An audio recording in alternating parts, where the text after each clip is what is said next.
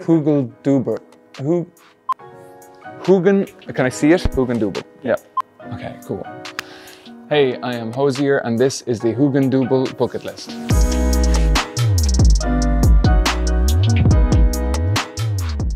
Cool. So the first book you have here is Dante Alighieri's Inferno.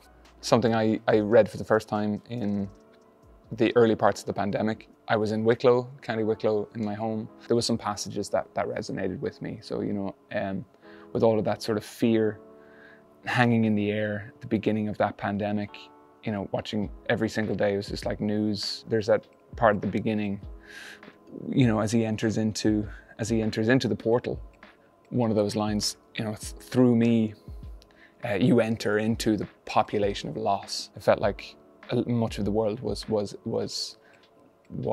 at the doorway of that. Certain elements of that sort of resonated with me and inspired me in some part to structure the album into 9 circles. The album has a descent at the beginning of it. The songs are arranged into 9 themes that resonate with those 9 circles, and then an ascent at the end, you know. For example, there is a song on the album called Francesca. So that song sort of tries to put a voice to the decision to love somebody in the face of the threat of eternal damnation, and that to be locked arm in arm for eternity with somebody who you would literally die for and pay the ultimate price for is no punishment, really. I wouldn't recommend reading this for enjoying the album. You don't need to. By no means is it a concept album that references this too much, but it was more a broad structural thing, device for getting us through the album into something and out the other side. There is some songs where I've approached it wanting to write to a theme. When you're letting the theme or the concept lead the song itself sometimes is weaker as a result. You know, it's like the song needs to be something that can stand up on its own 2 legs. And if you can have that resonate to a theme, either on the surface or on a layer below it, to have some sort of subtext there, I think that you end up with something a little bit deeper, personally, a bit more fulfilling. Something that you have to scratch the surface a little bit and then find that it's resonating on different levels. So the second book here you have is Oscar Wilde. I was gifted years ago by someone dear to me when I was maybe in my very early 20s or late teens. And in particular, one story, The Fisherman and His Soul. A fisherman falls in love with a mermaid. She sings to him every time he's fishing, and fish will jump in his boat, and he completely falls head over heels with this mermaid. And he wants to marry her, but he's told he can't because mermaids are not human beings. This priest tells him after consulting with him. Little fairy tales like that. It's very, very Oscar Wilde, and they're definitely in the brickwork of my head for sure. I wish I read more. I really am not a very, very good, like when I say good reader, I'm just not a committed reader. But I will say when I obsess over something, I'll allow it to ruin my life, you know. It's tricky on the road. Carrying books on the road when your suitcase is full of your life, it can be hard. And I'm not a big fan of Kindles, so, but I have 1 or 2 that I'm constantly, you know, there's something always on cycle. During the pandemic, I used to read this next book. Those endless slow mornings. I used to just make myself a coffee and make myself breakfast and sit outside and sort of dip in and out of Ovid's Metamorphoses. You can see the way that he writes about some of the gods and the affairs that they have. You can see that he's talking about politics. He's talking about that the way power works, powerful men and the awful things that they do, and the lack of accountability that follows.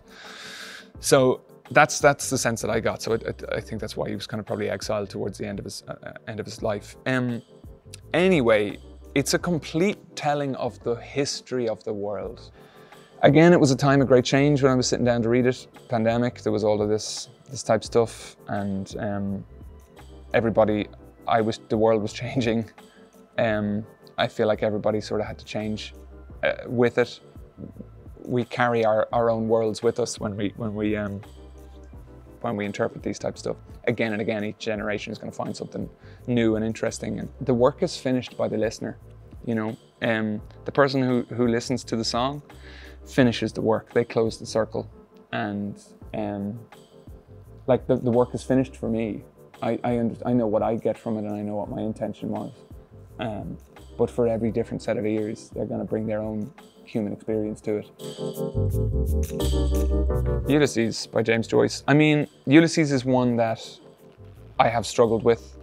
It is one that, it's like, I mean, it's nowhere near like Finnegan's Wake level, but it's always when you get to the drunken passages, things get, yeah, a little bit difficult to follow. He sort of sets out with this impossibly ambitious mission to sort of forge the consciousness, to make sense of, and to define in art the consciousness of his people, which is something that kind of Joyce, I guess, sought out to do in Ulysses and stuff, to give this really outrageously detailed picture of, in Ulysses, a city and its people, their values, their language, their humor, the monotonous elements of that, the sort of wild and scandalous elements of that. In truth, I don't know how many books I own. It's definitely more than I have read. You know, I'm like a lot of people, I go to a bookstore to get one book that I want to read, and then I buy 7, you know, and then they sit on my shelf, and I'm like, oh wow, I have this book, and then I'll think about buying a book again. I'm like, oh wait, no, here it is. I actually have it because I saw it once and thought that I would have time to read it. 1984. I read this when I was maybe 15 or 14, 15, 16, in secondary school. I remember at the time just falling in love a little bit with Winston Smith. In so many ways, he's so brave in his own self, in his own self for what he wants to achieve in his sort of resistance, and he fails. Like he is broken by the end. You watch him retreat in his sort of resistance, step by step. I was quite taken with that also, to watch this sort of man sort of take steps back and further from his radical resistance to the system that he was in. Our generations, when I would have watched the Iraq War, the war in Afghanistan, and I could never make sense. All of the narratives that were being spun, Operation Freedom, etc. There's this whole section in this book where it changes style. Winston Smith gets his hands on the manifesto of the resistance. It's described to him how war works as a rallying tool for the working classes, how it keeps people in line, to keep people needing an enemy all the time.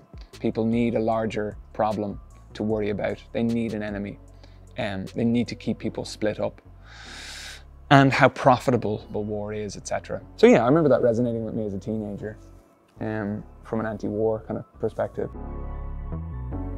I think with books, I think people could stand to gain a wider palette of understanding of different human experiences. It's a tool of communication, a tool of information. Like social media is a tool of communication. And you can build a house with a tool, you know, with a tool like a wrench or a hammer, you can build a house or you can smash a skull. So unfortunately, it's the same as any tool of information and communication. But you know, generally, you do find artists and authors writing from a place of good faith. Nowadays, I read more poems than I do more long form, and part of that is just being on the road and not having a huge amount of time. So having 10 or 15 minutes to reflect upon a poem is far easier to me. It's such an incredibly intimate way of experiencing another human being's heart and mind and just human experience. A deeper, richer understanding of our frailties, our vulnerabilities, our cares, our terrors, our fears, our loves, you know, which I think would only be a good thing for sure. Beautifully said. Thank you. Thank you very much. Yeah, thank you.